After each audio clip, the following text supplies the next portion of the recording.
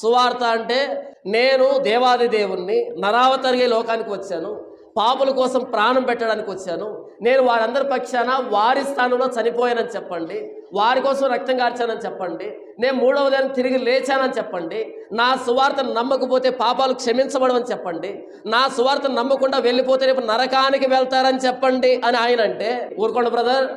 అలా చెప్తే ఎవరైనా వింటారా? నేరుగా వాళ్ళ ఇంటికి వెళ్ళి యేసుప్రభు నీ పాపాల కోసం ప్రాణం పెట్టాడు, ఆయన నమ్ము లేదా నరకానికి పోతావు, ఆయన రక్తంలో పాపక్షమాపణ ఉంది అంటే ఎవరైనా నమ్ముతారు బ్రదర్?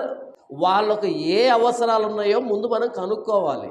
వాళ్ళు అప్పులతో ఉన్నారా, రోగాలతో ఉన్నారా, సమస్యలతో ఉన్నారా కనుక్కోవాలి. మనం కనుక్కొని ఏం చేయాలి? ఆ రోగాలకు సంబంధించి అప్పులకు సంబంధించి వాటి గురించి మాట్లాడాలి. అలా నిదానంగా చర్చికి పిలిచి నిదానంగా చెప్పాలి. ఈలోపు పోతే 2016 నుంచి నిదానంగా కాదు చాలా స్పీడ్గా చెప్తున్నా సరే ఎవడు మారలే ఇక్కడ.